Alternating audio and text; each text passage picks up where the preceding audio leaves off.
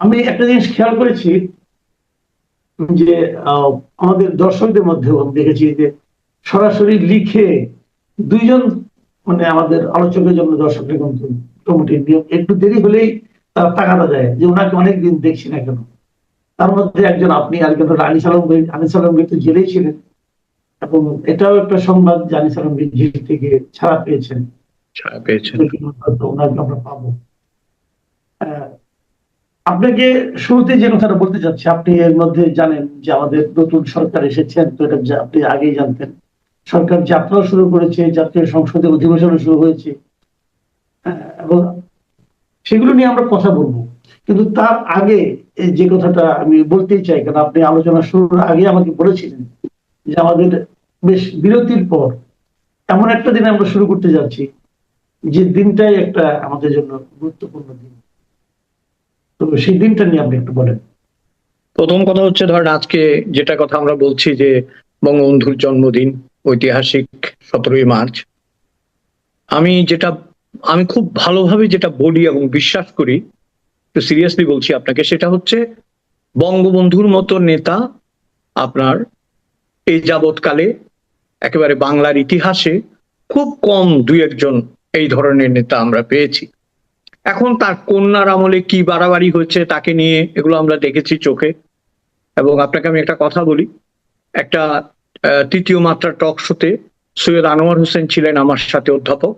আমি সেদিন একটু ক্ষিপ্ত ছিলাম, আমি বলেছি যে এই মুজিব কোড গুলো থাকবে না। তো উনি সেটা পছন্দ করেননি, উনি বলছেন যে উনি চারদিকে মুজিব দেখেন। তা আমি স্যারকে বললাম যে আপনি মুজিব দেখছেন, আমি কিন্তু খামাখা কতগুলো মুজিব কোড দেখছি এবং এগুলো খসে যেতে খুব একটা সময় লাগবে না। আজকের বাস্তবতায় মুজিব কোড খুলে গেছে, আজকের বাস্তবতায় আপনার মুজিব কর্নার চলে গেছে, অসমাপ্ত আত্মজীবনী হারিয়ে গেছে, সব হারিয়ে গেছে। এবং হারিয়ে গিয়ে যেটা ভেসে উঠেছে সেটাই কিন্তু আসল মুজিব। আমি যে কথাটা আপনাকে বলতে চাচ্ছি, সমস্ত এই যে বুদবুদের ফেনা, আপনি যখন দুধ গরম করেন, আমাদের মা বোনেরা বা আমাদের গিন্নিরা যখন দুধ গরম করে, যখন উনানে দেয়, দেখবেন টকবক টকবক করে ফুটছে, বোঝা যায় না কতটা স্বর হবে। যখন স্থির হয়ে যায় তখন বোঝা যায় কতটা পুরুষ স্বর, কতটা স্তরের স্বর পড়েছে। ঠিক তেমনি এখন যখন ক্ষমতা নেই, আস্ফালন নেই, এবং আপনার মনে আছে রবীন্দ্রনাথের ওই গানটার কথা আমি বলতাম, তোমার কথা হেতা কেহ তো বলে না, করে শুধু মিছে কোলাহল। সে কোলাহলের বাইরে এসে যখন আজকে বঙ্গবন্ধু দাঁড়িয়েছে, আজকের বঙ্গবন্ধুটা কিন্তু হৃদয়ের বঙ্গবন্ধু। মানুষের people keep in their heart, যারা তাকে হৃদয়ে রেখেছে তিনি আজকে। আমি সংক্ষেপ করে একটা কথা বলি, বহু বছর আগে এক্স রে এক্সিবিশন হচ্ছিল, বুঝছেন তো, এক ইংরেজ পোলা, ইয়াং পোলা, তো ওইটা যেটাই দেখতেছে ছবি, হাড্ডির ছবি তো সব, খালি বলে কি ও মাই গড শোজ হার্ট। একটা চাইনিজ বৃদ্ধ লোকও তার পাশে দাঁড়িয়ে এক্সিবিশনটা দেখছিল। তো চাইনিজ লোকটা কতক্ষণ পরে ওই ছেলেটার মাথায় হাত রেখে বলে, young man, no photos can shows the heart, you only seeing the bones. তুমি হাড় গুলো দেখতেছো, হৃদয় দেখানোর মতো কোনো এক্সরে আবিষ্কার হয়নি। আজকে সেই হৃদয় যন্ত্রে আমরা বঙ্গবন্ধু শেখ মুজিবকে স্মরণ করছি, এটাই তার প্রাপ্য। জি, আপনার কথা একদমই মানে সত্য, যে আমরা মাঝে মাঝে এর আগে আমরা দেখেছি অনেক সময় আলোচনা হতে, যে আমরা যখন আওয়ামী লীগ যখন ক্ষমতায় ছিল গত 15 বছর 17 বছরের মতো, আমরা দেখেছি যে 10 জনের মধ্যে আপনি যদি 10 জনকে জিজ্ঞাসা করতে দেখবেন 10 জনই আওয়ামী লীগ। কিন্তু আমরা এটা দেখেছি যে আমি মাঝে মাঝে ভাবতাম, অনেকে আমাকে বলতো যে আসলে কি 75-এ বঙ্গবন্ধুর মৃত্যুর পর ওনাকে ভালোবাসে এমন লোক খুঁজে পাওয়া যায়নি, প্রকাশ্যে ছিল না। যে ওটা আসলে অনেক কিছু অবিশ্বাস্য মনে হয় যে এত লোক এখন সবাই আওয়ামী লীগ করে, এরা তো কোথায় ছিল, কোথায় যে ছিল, এটা আমরা 24-এর 5 আগস্টের পর টের পেলাম। পেয়ে গেছেন আপনি। সেটাই সেটাই আমি যেটা পরিষ্কার করে বলি, বঙ্গবন্ধু শেখ মুজিবের জন্য এখন তো আর আওয়ামী লীগের প্রয়োজন নেই, কোন দলের প্রয়োজন নেই। আমি আপনাকে একটা কথা বলি, উনি কিন্তু, উনাকে যত আঘাত করবে তত উনি ফিরে আসবে, কারণ ইতিহাস তো তাকে ছাড়া হবে না। হ্যাঁ, আমরা আজকে জন্মদিনে তার আত্মার মাগফিরাত কামনা করি, তারকে শুভেচ্ছা জানাই। এবং আমি মনে করি যে বাঙালি যেদিন সত্যিকার অর্থে নিজের ইতিহাস বুঝতে শিখবে, সেই দিন থেকে বঙ্গবন্ধুকে নিয়ে আর তর্ক করবে না, আমার মনে হয়। জি, যাই হোক, এখন আমরা একটা নতুন বাস্তবতার মধ্যে আছি। বিএনপি তার যাত্রা শুরু করেছে এবং তার সংসদীয় যাত্রা বলতে পারি আমরা। সংসদের এই কয়েকদিনের ঘটনা নিশ্চয়ই আপনি বিভিন্ন সময় মিডিয়াতে দেখেছেন। কেমন লাগছে আপনার এই সংসদের ঘটনাবলী? দেখুন, প্রথমে আমি বলি কি, আমাদের যে 1.5 বছরের যে জঞ্জালটা বা যে জগদ্দল পাথরটা বুকের উপর চেপে ছিল, এই যে একটু আগে আপনি আনিস আলমগীরের কথা বললেন না, আনিস আলমগীর বেরিয়ে বলেছে যে এই লোক যে কত শয়তান, ডক্টর ইউনূসের কথা বলছে, এটা শেখ হাসিনাই আগে টের পেয়েছিলেন, এটা বলেছেন দেখলাম। তো আপনার এই জন্যই হয়তো শেখ হাসিনা বলছে যে নিয়ে গিয়ে চুবিয়ে আনো কিন্তু মেরে ফেলো না, এগুলি বলছে। আমি মনে করি কি জানেন, আমি একটু প্রথমে অভিনন্দন জানাই নতুন সংসদ এবং ইয়েকে, আমাদের নতুন প্রধানমন্ত্রীকে। একটা রিলিফ হয়েছে মানুষের। আমি সাধারণ মানুষের সাথে, যাদের সাথে আমার কথা হয়েছে, বিশেষ করে ধরেন যারা ভয়ে ছিল, যারা প্রগতিশীল সংখ্যাগুরু, যারা সংখ্যালঘু, যারা নানা কারণে প্রেসারে ছিল, তারা কিন্তু একটা প্রেসার মুক্ত হয়েছে। তারা বলছে যে আমরা কিন্তু ভালো মন্দ চাচ্ছি না, আমরা চাচ্ছি একটা সংসদীয় সরকার। এটাই তো আসলে শেখ হাসিনার দুর্বলতা না, এটা দিতে না পারার কারণেই তো আজকে তার এই উন্নতি হয়েছে। তিনি যদি সংসদীয় ব্যবস্থাকে মানতেন, ভোটকে মানতেন, পরাজয়কে স্বীকার করতেন, অথবা পরাজয়ের কাছাকাছি কোনো কিছু একটা স্বীকার করে নিজে জয়ী হতেন, সেটা তিনি করেননি। তো সেই দিক থেকে আমি এই সংসদকে অভিনন্দন জানাই। তবে দুঃখজনক হচ্ছে আপনার যেটা দেখলাম, জাতীয় সঙ্গীতের প্রতি শ্রদ্ধাশীল থাকার যে মনোভাব, দাঁড়িয়ে দেখুন, এখন একটা ব্যাপার আছে, আপনি দাঁড়িয়ে সম্মান জানাতে হবে এরকম কোনো কথা নেই, কিন্তু আমি ওই ধরনের রিজিড পার্সন না। কিন্তু প্রত্যেক জিনিসের একটা নর্ম আছে, প্রত্যেক জিনিসের একটা নর্ম আছে। আপনি আপনার সিনিয়র শিক্ষককে দেখলে দাঁড়ান কেন?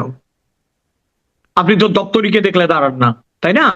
দপ্তরে হয়তো বয়সে আপনার চাইতে অনেক বড়, আপনি দাঁড়ান না। আপনি সিনিয়র একজন শিক্ষককে দেখলে দাঁড়ান।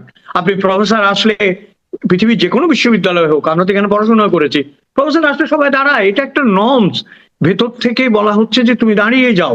এটার সাথে কতটা সম্মান জড়িত সেটা ব্যাপার নয়, ব্যাপারটা হচ্ছে আপনার পৃথিবীর এমন কোনো দেশ নেই, আপনি দেখেননি কোনো দেশে কোনো রাষ্ট্রপ্রধান বা সরকার প্রধান বসে জাতীয় সঙ্গীতে সেলুট দিয়েছে বা নিয়েছে।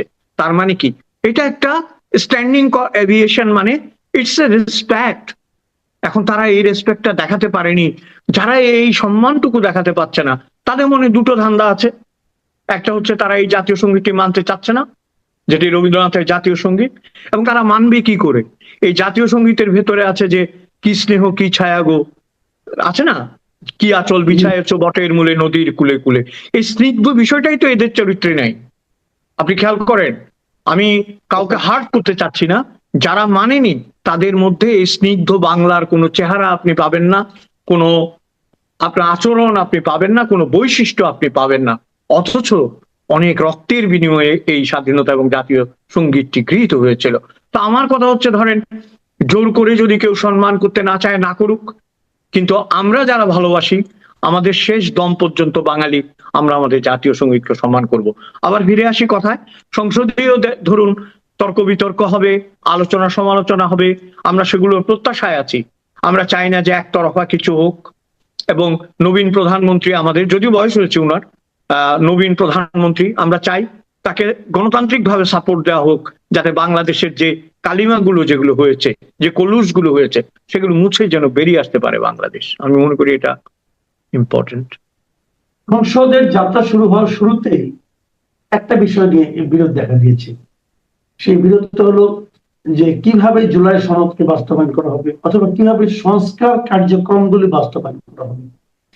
এবং এটার ক্ষেত্রে একটা প্রস্তাব ছিল আগে থেকে, রাষ্ট্রপতির আদেশের মাধ্যমে একটা সংবিধান সংস্কার পরিষদ গঠন করা হবে, যারা নাকি সংবিধানকে সংস্কার করবেন, কিছু পরিবর্তন করবেন। কিন্তু বিএনপি সেই সংবিধান সংস্কার পরিষদকে মানছেই না। তারা বলছে না, এটা সংবিধানে নেই, এটা আমরা মানবো না। এবং আমরা সংবিধান সংস্কার পরিষদের সদস্য হিসাবে তারা শপথও নেয়নি। এটা একটি হলো বিরোধী দলগুলো, তারা শপথ নিয়েছে।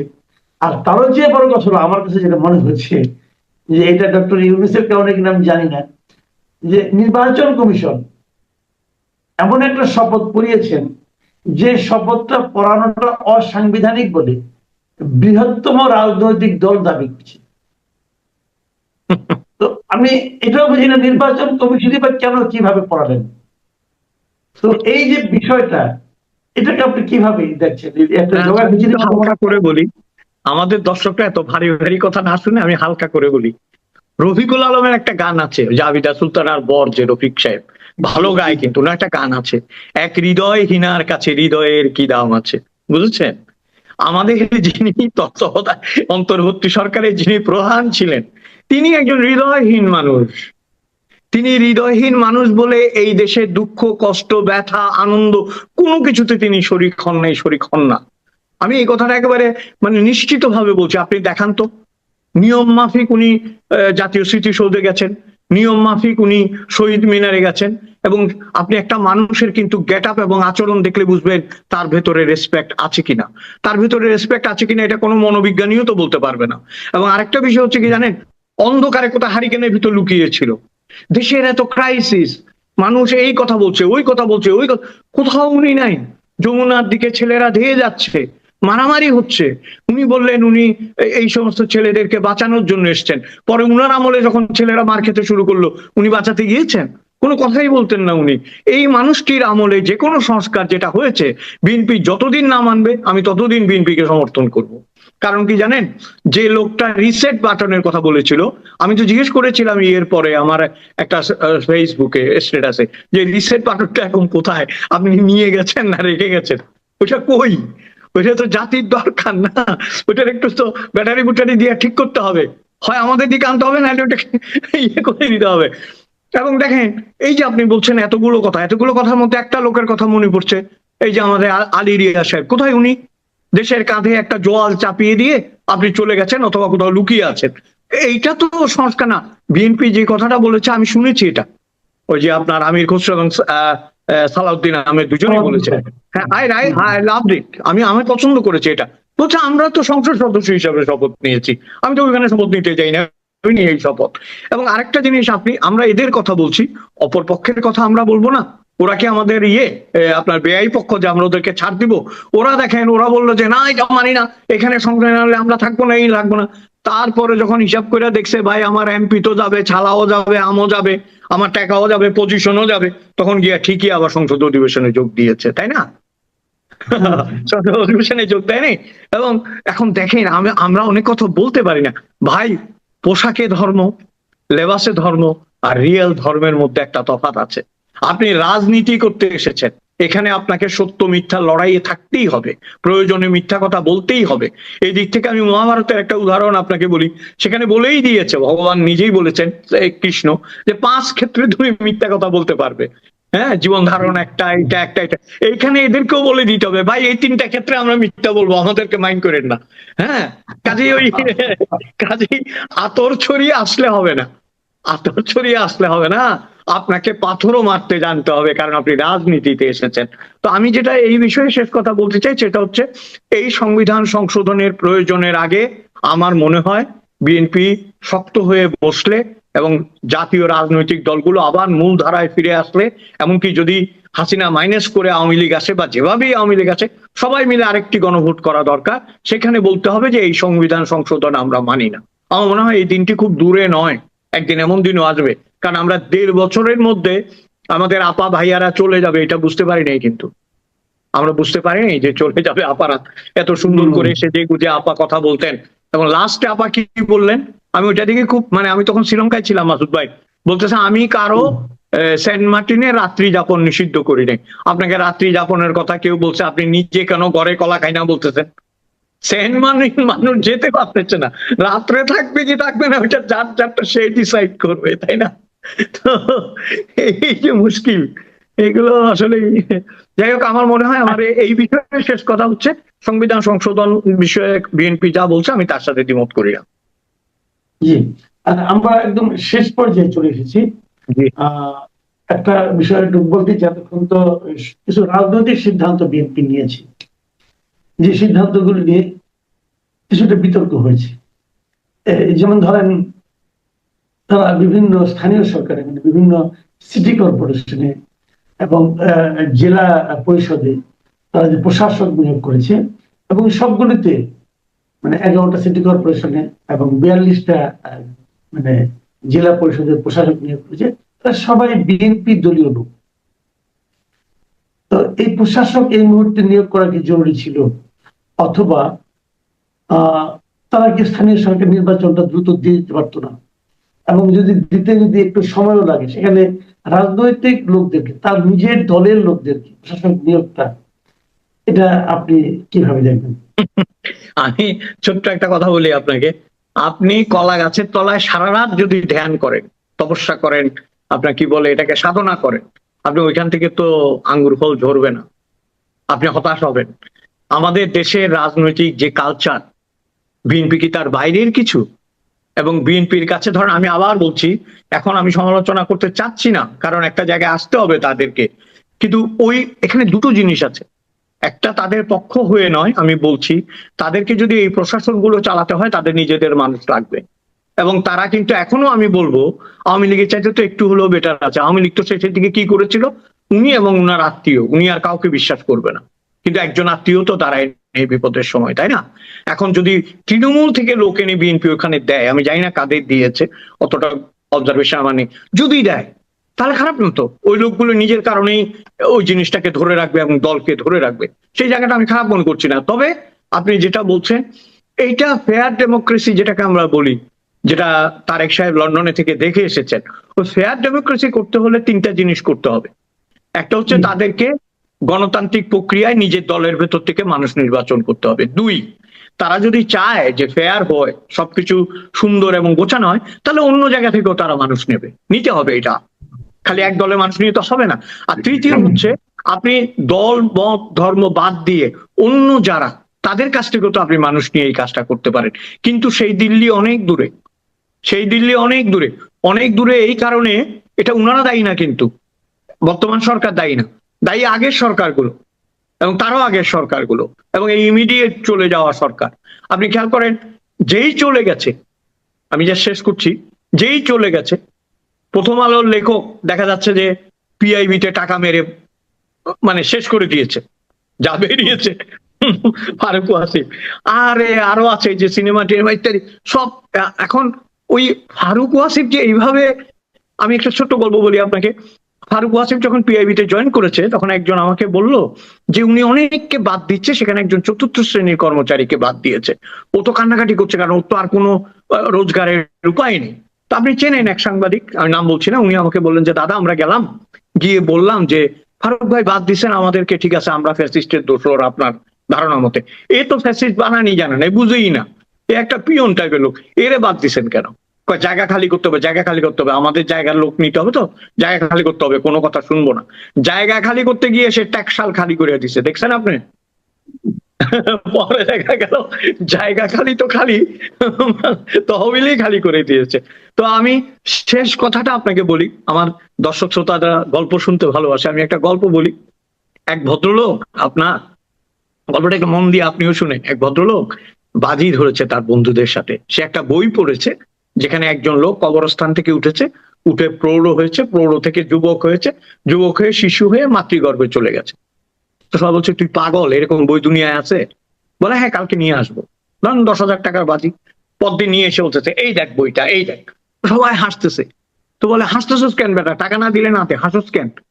হারামজাদা, এটা আরবি বই, উল্টা থেকে পড়তে হয়, বুঝছেন আপনি? তো আমাদের দেশের এই আরবি বই সোজা থেকে পড়া, সোজা বই উল্টা থেকে পড়া, এই জন্য আজকে সংবিধান এবং জাতির এই অবস্থা। এটা থেকে বেরিয়ে আসতে হবে। জেলখানায় ছিলেন, যেখানে সাংবাদিকদের থাকার কথা না, সেখানে উনি ছিলেন। ওনাকে রাখা হয়েছিল, জোর করে নিয়ে যাওয়া হয়েছিল। উনি বাসা থেকে বেরিয়েছিলেন জিমে যাবেন বলে, ওখান থেকে ওনাকে যেতে হয়েছে জেলখানায়। তো এই বিষয়টা আপনারা সবাই জানেন, এখানে নতুন করে বলার কিছু নেই। এর মধ্যে আমাদের এই অন্য মঞ্চের দর্শকরা আমাকে প্রায় পাগল করে ফেলেছেন, হোয়াটসঅ্যাপে মেসেজ দিয়েছেন যে আনিস আলমগীর ভাই জেল থেকে বেরিয়েলেন, আমরা ভেবেছিলাম প্রথম আপনারা এখানে আসবেন, অন্য সবাই ওনার ইন্টারভিউ নিচ্ছে, আপনি কেন নিচ্ছেন না?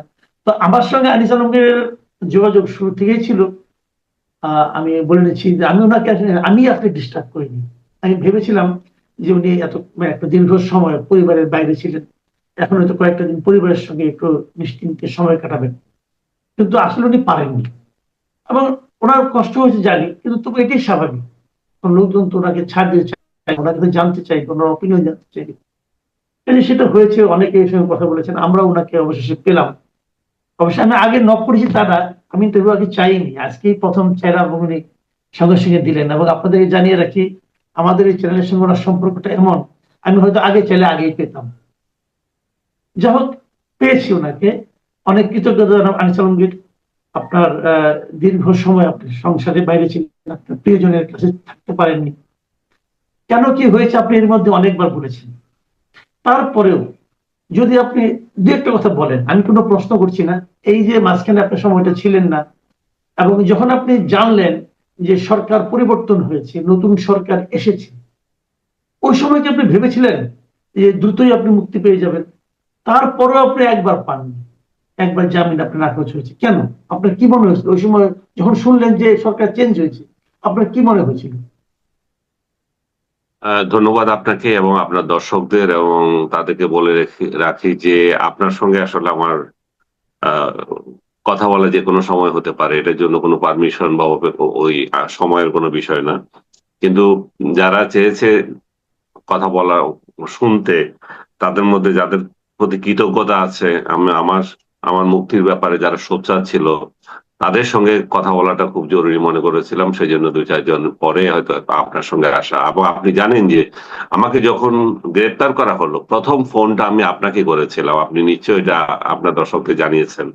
তো একটা মাত্র ফোন করতে পেরেছি, সেটা আপনাকেই। বাকি ফোন আমি কাউকে করি নাই, লোকজন আমাকে ফোন করেছে।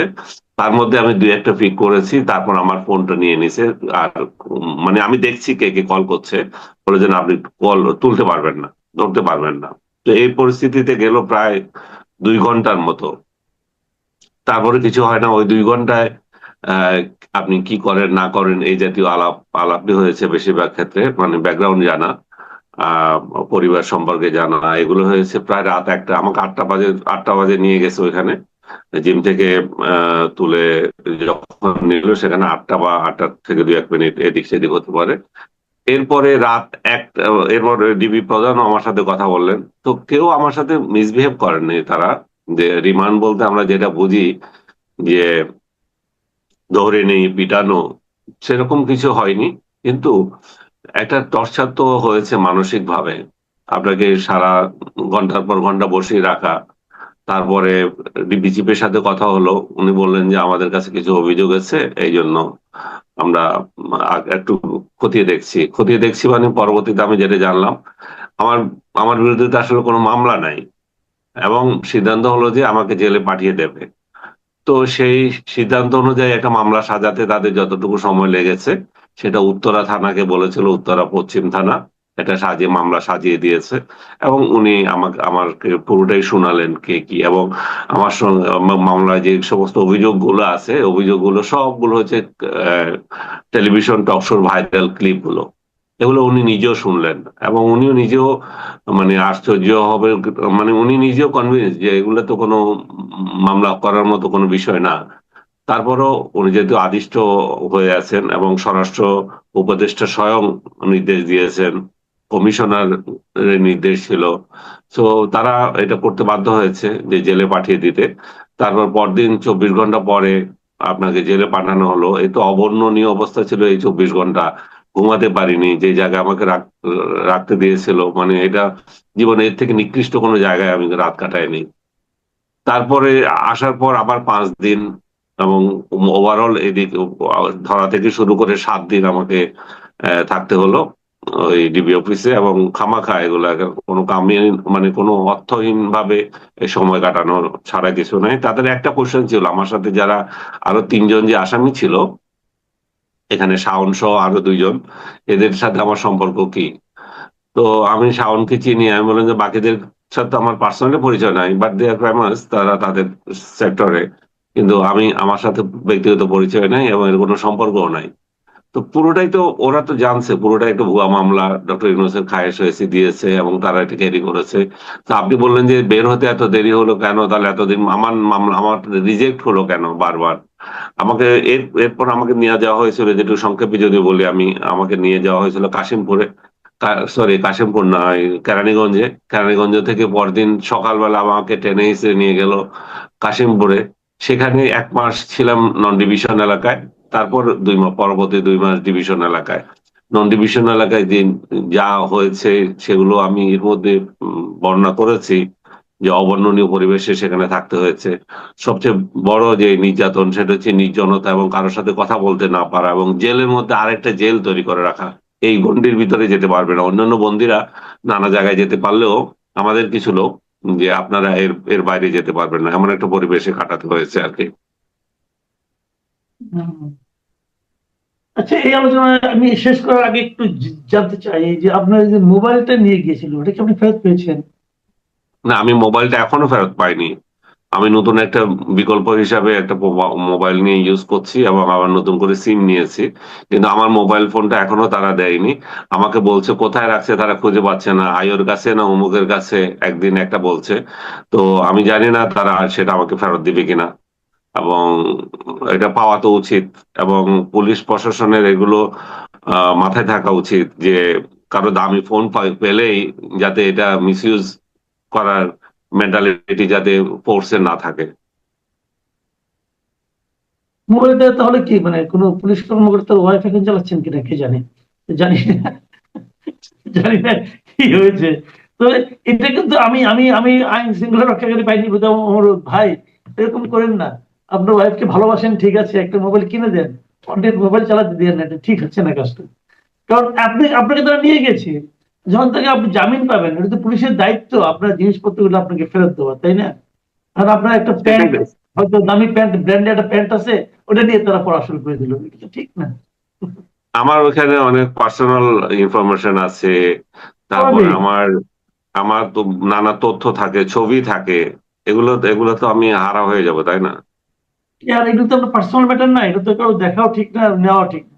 আচ্ছা, আমি যে যে প্রশ্নটা আপনার না, করেছিলাম, দেখা আমার দেখুক গিয়া, দেখলে আমার কিছু আসে যায় না, এমন কিছু নাই যে সে দেখানোর, কিন্তু আমার স্মৃতি তো এগুলো, আমার ছবি তুলছি, এটা অমুক আপনার করছি স্মৃতি তমুক মানে। করছি, হুম, ভিডিও আছে, আমার 2-3 বছরের পুরনো জিনিসপত্র আছে। হুম, হুম, হুম। আচ্ছা, আরেকটা কথা আমি যেটা বলছিলাম আপনাকে, যে যেদিন আপনি শুনলেন যে সরকার পরিবর্তন হয়ে গিয়েছে, নতুন একটা ডেমোক্রেটিক গভর্নমেন্ট এসেছে, পলিটিক্যাল গভর্নমেন্ট, আপনি কি আশা করেছিলেন যে তারপরেও আপনাকে 1 মাস থাকতে হবে জেলে? না, এটা আমি আশা করিনি। ইনফ্যাক্ট হোল জেল ওয়েট করছিল 12ই ফেব্রুয়ারির জন্য, যে 12ই ফেব্রুয়ারি একটা ইলেকশন হবে, ইলেকশনের মধ্য দিয়ে একটা নতুন একটা সরকার আসবে। ডক্টর ইউনূস যে দিনের পর দিন লোকগুলোকে জেলের মধ্যে রেখে দিয়েছে এবং একটার পর একটা মামলা করছে, এই সংস্কৃতিটা পরিবর্তন হবে। এবং আমিও সেই আশায় বসে আছি যে আহ, এবার বোধহয় জামিন পেয়ে যাব।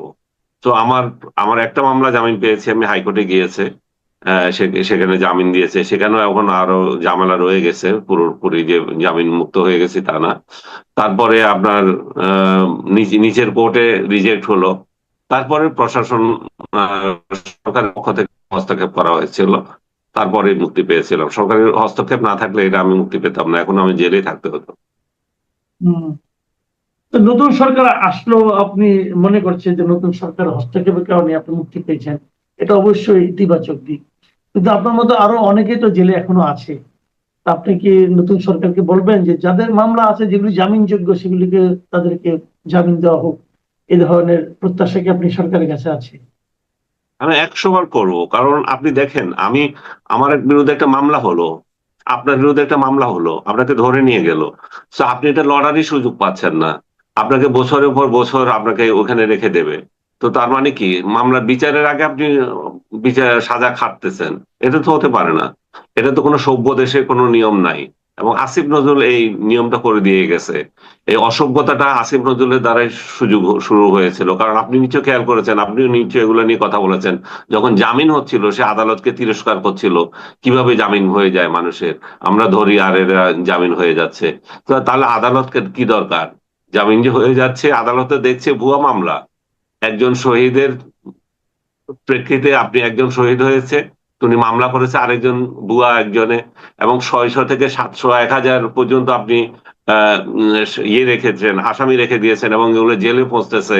তো আদালত কি অন্ধ? তারা কি দেখছে না যে ভুয়া মামলাগুলো? এবং আমি আমি এখানে দেখছি অনেকে কমেন্ট করে যে আপনি আওয়ামী লীগের আমলেও তো এটা হয়েছিল। ভাই, আওয়ামী লীগ আমলে হয়েছে তাই বলে তো এখন হবে তা তো দরকার নাই। এবং আওয়ামী লীগ আমলেও যা হয়েছে সেটা তো এরকম তো হয়নি, ধরেছে ছেড়ে দিয়েছে। আওয়ামী লীগ বিশেষ বিশেষ উপলক্ষে ধরেছিল, ইলেকশন এবং অন্যান্য বিষয়গুলো নিয়ে ওরা সামনে দেখতাম গ্রেফতার করা হতো, তারপর এটার পরে ছেড়ে দিয়েছে। এবং মির্জা ফখরুল থেকে শুরু করে আপনার সিনিয়র সব তাকেই তো গ্রেফতার করেছে, নির্যাতন করেছে, এবং একদিনের জন্য নিয়ে গেল সেটা নির্যাতন। আওয়ামী লীগ সেই নির্যাতন করেছে এবং সেটা অস্বীকার কেউ করতে পারবে না। কিন্তু কিন্তু এটাও ঠিক ছিল যে সেখান থেকে জামিন পেয়েছে, এখন তাকে জামিনই পাচ্ছে না। তো জামিন যে পাচ্ছে, জামিন তো অধিকার। আমার বিরুদ্ধে আপনি একটা অভিযোগ করেছেন, আমি চোর ডাকাত যা কিছু হই, সেটা আমাকে আদালতে লড়তে দেন। জামিন তো আমার অধিকার, আপনি তো জামিন তো আমাকে দেবেন। আমি তো এমন দুর্দর্শ কিলার, সিরিয়াল কিলার না যে আমি পেলে রাষ্ট্রের ক্ষতি হয়ে যাবে কিংবা আমি পালিয়ে যাচ্ছি। তো এরকম হাজার হাজার মানুষ পড়ে আছে যে জেলখানায় ইয়ে করতেছে, তারা শুধু আল্লাহ আল্লাহ করতেছে, যে আল্লাহ ছাড়া তাদের কাছে এখন কেউ নাই। এর আগে তারা আল্লাহ আল্লাহ করেছিল যে আল্লাহ 12 তারিখে নির্বাচনটা হোক, সংস্কৃতিটা চেঞ্জ হবে। এখন সেটাতেও হতাশ হচ্ছে। তবে একেবারেই যে জামিন হচ্ছে না তা বলবো না, অনেকেই জামিন পাচ্ছেও, কিন্তু বেশিরভাগ ক্ষেত্রে পলিটিক্যাল কালার দেওয়া লোকগুলোকে একটার পর একটা মামলা দিয়ে দেওয়া হচ্ছে। এখনো সেটা হচ্ছে, অজ্ঞাতনামা মামলা পাঠাচ্ছে। এবং আমি মনে করি যে এটাতে সরকারের যে ইচ্ছা তা না, এটা হচ্ছে যেই যেই রাষ্ট্রযন্ত্র যেভাবে চলে এবং ঘুষ বাণিজ্য যেভাবে চলে সেটারই কন্টিনিউশন আছে। সেটা স্বরাষ্ট্রমন্ত্রী এবং আইনমন্ত্রী যদি পদক্ষেপ না নেন এটা হবে না।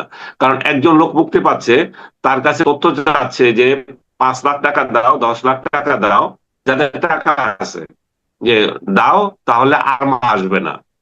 হ্যাঁ, তো এই এই এই প্রক্রিয়ার মধ্যে এবং এবং এই টাকা যারা যাচ্ছে তারা ওই শেয়ার হচ্ছে। আমি নিজে জেনে বলছি এবং আমার সামনে হয়েছে এই ঘটনা, জেনেছে। আমার আমার পরিচিত আরেকজন 10 লাখ টাকা দিয়েছে, 4 দিন ধরে বসায় রাখছিল, তারপর 10 লাখ টাকা দিয়েছে। সে তখন অন্য একটা জেলে থেকে মামলা আসতেছিল, তারপরে সে মানে তার জেলার এলাকা থেকে তাকে একটার পর একটা মামলা দিচ্ছিল। তো সেখানে পরবর্তীতে যখন টাকা দিল তখন আর এটা থামলো এবং 4 দিন পরে সে বের হলো। আমার ক্ষেত্রে তাই হয়েছে, আমার 4 দিন পরে মুক্তি পেয়েছি আমি। এবং এই এই কদিন ধরে যাচাই বাছাই চলছিল, আরো মামলা দেওয়া যায় কিনা সেটা দেখছিল। কিন্তু আপনাকে যেটা বললাম, সরকারের ব্লেসিং ছিল বলে আমি মুক্তি পেয়েছি। এবং স্পেশালি আমি এখানে বলতে চাই যে স্বপন ভাইয়ের কথা, জহিরুদ্দিন স্বপন আমাদের তথ্যমন্ত্রী, উনি সাংবাদিক হিসাবে, উনি আমাদের পূর্ব পরিচিত সাংবাদিক হিসাবে। উনি ছাত্র নেতা যখন, তখন আমরা ওনাদের ফলোয়ার। ঢাকা ইউনিভার্সিটিতে ওনারা যখন মিছিল মিটিং এর নেতৃত্ব করছে, আমরা তাদের পিছিয়ে স্লোগান দিচ্ছি। তো উনি তো জানেন আমাদের চরিত্র, উনি তো জানেন আমি কি। তো তাছাড়াও ওনার দায়িত্বরও তো একটা ব্যাপার আছে। উনি যখন তথ্যমন্ত্রী, কোন কারণে আমাকে জেলে থাকতে হবে সেটারও প্রশ্নের সম্মুখীন হচ্ছিলেন তিনি। তো স্বপন ভাই সহ আমি, অন্যান্য যারাই এই আইন মন্ত্রণালয় বা আইনমন্ত্রী যারাই এই প্রক্রিয়ায় জড়িত ছিলেন সব, এবং পুলিশ প্রশাসনে যারা, এবং সরকারের সর্বোচ্চ পর্যায় থেকে যে ব্লেসিং, সবগুলোকে নিয়েই আমি মনে করি যে আমার কৃতজ্ঞতা আছে তাদের প্রতি। কিন্তু আমি মনে করি যে তারা অবিলম্বে এই ব্যাপারটা নিয়ে দৃষ্টি দেওয়া উচিত, যেখানে বিনা বিচারে মানুষগুলো পড়ে আছে। আপনি বর্ন ক্রিমিনাল গুলো, যারা সত্যিকার অর্থে অপরাধী, তাদেরকে আপনি বিচার করেন, কিন্তু গড়ে সাধারণ মানুষকে আপনি দিনের পর দিন জেলে রেখে যে অনাচার চলছে, এই অনাচারটা থেকে রক্ষা করা উচিত। কারণ এই অনাচার এই সরকার দায়িত্ব নেবে কেন? এই সরকার তো সেই এই এই এই এই এই এই দায়িত্ব নেওয়ার উচিত না। কারণ এটা ইউনুস করে গেছে, ইউনুসের লেগেসি এখনো কেন থাকবে? আমি আরেকটা জিনিস এখানে বলতে চাচ্ছি, আমি বলছি অনেক জায়গায়, যে 1/11 যে সরকারটা ছিল সেটা শেখ হাসিনার সরকার তার দায় দায়িত্ব নিয়ে টানা নিয়েছে। যে গুম খুমের যে খুনের যে সংস্কৃতিটা, সেটা শেখ হাসিনার সরকার এটা টেনে নিয়ে গেছে। এখন ইউনুসের যে অপকর্ম, বিনা বিচারে জেলে থাকা, এই অপকর্মের দায়িত্ব এই সরকারের নেওয়া উচিত না, অবিলম্বে সেটা করা উচিত। আর সরকারকে আরো দেওয়া উচিত প্রশাসনের মধ্যে চাপটি মেয়ে বসা থাকা এই মৌবাদী চক্র, সেগুলোকে বের করা।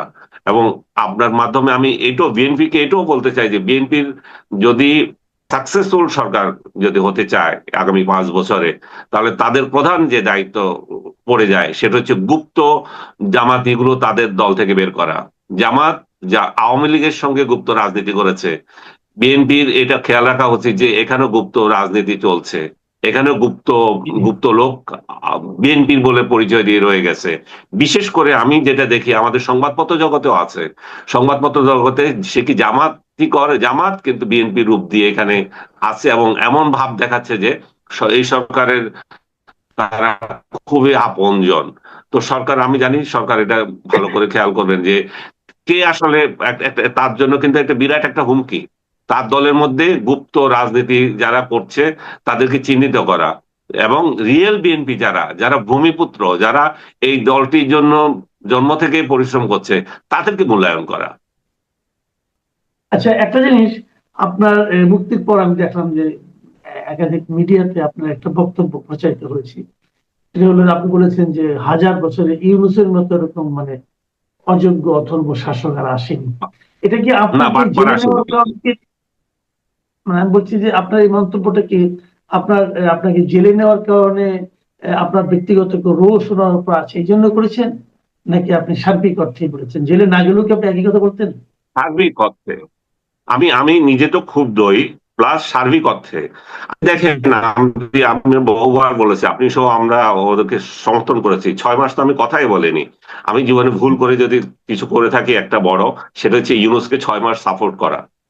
তার সরকারকে 6 মাস সাপোর্ট করেছি, তার ভালো কাজের প্রশংসা করেছি এবং আল্লাহ আল্লাহ করেছি যে একটা ইলেকশন দিক, সে শুধু ইলেকশন দিয়ে বিদায় নিক।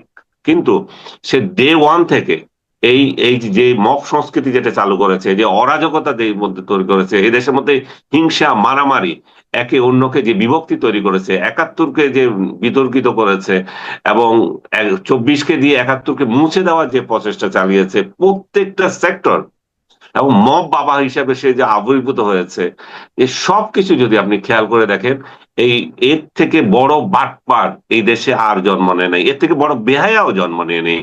চিন্তা করে দেখেন, সে প্রত্যেকটা নিজে লাভবান হওয়ার জন্য সব সেক্টরে আপনার কাজ করে গেছে, এমন বাণিজ্য করে গেছে, তার নিজের লোকদেরকে দিয়েছে, সে নিজে নিজে খেয়েছে এবং আমার বিরুদ্ধে মামলা করেছে। আরেকটা মামলা তো আপনি জানেন যে দুদক দিয়ে একটা করেছে, আমি ট্যাক্স ফাইল করতে দেরি হয়েছে, সেটাকে বিরাট আকারে বানিয়ে দিয়েছে যে এটা বিদেশি টাকা টুকা অমুক কিছু একটা, মানি লন্ডারিং অমুক। আমার ভাই, আমি 17 বছর শেখ হাসিনার আমলে 3 বছর চাকরি করেছি মাত্র। আমি বেকারের পর বেকার, আপনি তো জানেন সেটা। আমার নিজের জমি বিক্রি করে আমার সংসার চালাতে হচ্ছে। সেই অবস্থায় কোন শখে একজনের ঢাকা শহরের একটা আকর্ষণীয় জায়গা, হ্যাঁ, সেই জায়গার জমি আমি বিক্রি করে দিয়েছি, বিকজ আমার সংসার চালতে হবে, আমি কারো কাছে হাত পাততে পারবো না। আমি দলীয় দালাল হই নাই বলে আমি চাকরি পাই নাই, আবার দলীয় দালাল হয়ে কারো মুখাপেক্ষি হওয়ার আমার প্রয়োজন নাই। আমার সম্পদ আছে, আমার বাপের পয়সা আছে, আমার আমি আমি আমার মতো চলতে চেয়েছি এবং সেই টাকাকে বানিয়ে দিয়েছে অন্যের টাকা এবং আমাকে দুদক দিয়ে হয়রানির চেষ্টা করেছে। এইখানে বলছে যে সে কত বড় বেহায়া, সে 663 কোটি টাকা জনগণের টাকা, এই জনগণের টাকা সে নিজের নিজের কর নিজে মাফ করে দিয়েছে। নিজের যা ইচ্ছা তা করে, নিজের যা ইচ্ছা তা করেছে, নিজেকে নিজে সে পুরস্কৃত করছে, এটা দিচ্ছে ওইটা দিচ্ছে এটা দিচ্ছে, সর্বশেষ বেহায়াপনার শেষটা দেখিয়েছে, নিজেকে নিজে ভিআইপি ডিক্লেয়ার করে এসএসএফ নিয়োগ দিয়েছে। এর থেকে বেহায়া, এর থেকে বিশ্ব বেহায়া, এর থেকে বিশ্ব বাটপার বাংলাদেশ আপনি কিভাবে আপনি দেখেন গত 1000 বছরে বাংলায় আসছে কিনা, অথচ আমরা তাকে ধরে নিয়েছি যে নোবেল লরিয়েট কি জানি এই দেশের। এখন অনেকের হয় কি, আমার আসলে একটা দোষ আছে, আমি আসলে অনেক আগে থেকে বুঝি, যে আগে থেকে বলি এটা এটা আমি আজকে যা বলছি সেটা 2 বছর পরে গর্দভরা বুঝবে, বলছে হ্যাঁ, গর্দভরা বুঝবে সেটা 2 বছর পরে। তখন বলো যে আরে ও তো ঠিক ছিল। আমার সারা জীবনে এটা হয়েছে, আমি যখন যেটা বলি তখন আমার প্রতিপক্ষ একদম দাঁড়ায়, তারপরে 2 বছর পরে বলে যে আনিস ভাই তো ঠিক বলছিল। এই গদ্দপ গুলোই একদিন বলবো যে ইউনূস এই দেশটা কি নষ্ট করে দিয়ে গেছে, কতটা আচ্ছা, পিছিয়ে ফেলেছে আমাদের ইন্টারন্যাশনাল থেকে শুরু করে দেশের মধ্যে। বিদেশে বাংলাদেশ আজকে মুখ খুলতে পারে না, বাংলাদেশের মুখ উজ্জ্বল নাই আর আগের মতো, এই বাটপারটাকে আমরা এই পদে বসানোর পরে। আচ্ছা, আমি একদম শেষ প্রশ্ন করবো এখন আপনাকে। একটু ব্যক্তিগত মনে হতে পারে। আপনি এই জেলে যাওয়ার পর অনেকেই নানাভাবে নানা রকম কথাবার্তা বলেছেন। যেদিন হাদি মারা গেল সেদিন আপনি ফেসবুকে একটা পোস্ট দিয়েছিলেন, আপনি সবসময় খাওয়ার পোস্ট দেন। আপনার সঙ্গে নিজেও আমি যখন খেতে গিয়েছি ওটাও আপনি ছবি তুলে দিয়েছেন পোস্ট। এটা খাওয়ার পোস্ট, এটা অনেকের থাকে একটা মানে শখ, খাওয়ার পোস্ট দেন আপনি। তো ওই দিন আপনি নিহারি খাচ্ছিলেন সম্ভবত, যেটা নিয়ে অনেক হইচই হয়েছে যে হাদি মারা গেল উনি নিহারি খাচ্ছেন। ওইটা আপনি ওই কারণে করেছেন না করেননি এটা বলার আপনার সুযোগ হয়তো পান নাই, তারপর তো আপনি জেনে গেলেন। আপনি রিসেন্ট আরেকটা পোস্ট দিয়েছেন যে আপনি ইফতারি করতে গিয়েছেন, ইফতারির সঙ্গে আপনার অনেক সঙ্গে আত্মীয় স্বজন আপনার পরিবারের লোকজন ছিল, সেখানেও যিনি সার্ভ করেছেন উনি আপনাকে এক্সট্রা একটা নেহারি আপনার সামনে দিয়েছে। আচ্ছা, আমি বুঝেছি আপনি যা বলতে চাচ্ছেন।